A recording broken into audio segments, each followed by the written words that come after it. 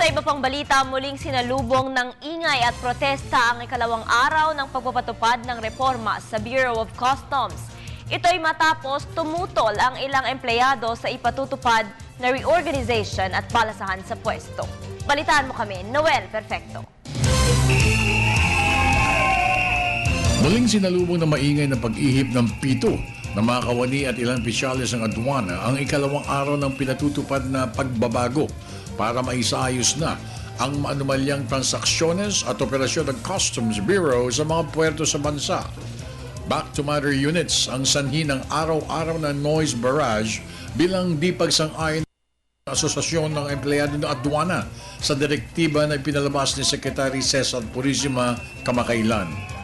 Baka sa mga opisina ng Port of Manila ang mabagal at kadalasan ay hindi gumagalaw ng operasyon sa mga ito.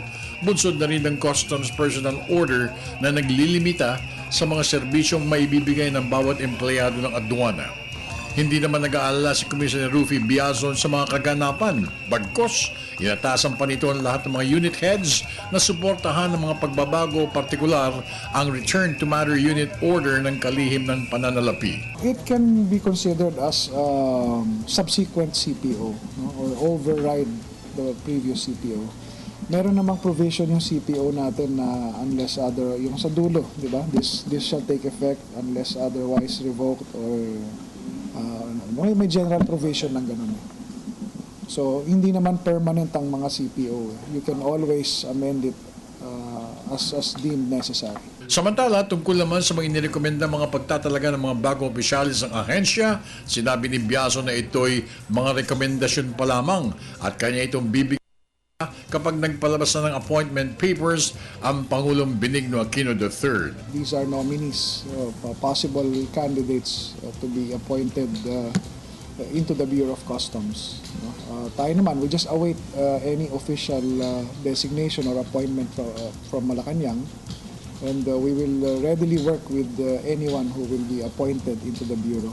Kabilang sa mga personalidad na mamumuno sa ilong dibisyon, sina dating AFP Chief of Staff Jesse De Liosa bilang Deputy Commissioner for Intelligence and Enforcement. Mismong si Secretary Purisima nagrekomenda sa merger ng dalawang dibisyon upang makontrol ang operasyon ng mga ito. Kasama rin sa mga inendorso ni Secretary Purisima sina Trinidad Rodriguez, kapalit ni DepCom Peter Manzano, Mirna Chua para naman kay DepCom Juan Lorenzo Tanyada, Primo Aguas kapalit ni DepCom Maria Caridad Manarang at Agaton Teodoro Uvero papalit naman kay DepCom Prudencio Reyes Jr. Ayon kay Biason, lahat ng mga naibalita na simula ng revamp at reorg ay bahagi ng isang malaking plano. Tuloy ang magre-resolba sa mga problema ng katiwalian na kasalukuyan nagpapahirap sa adwana at tiwala ang hepe ng Customs Bureau na magiging matagumpay ang kampanya ng pamahalaan para makumpleto na ang inihahain na solusyon.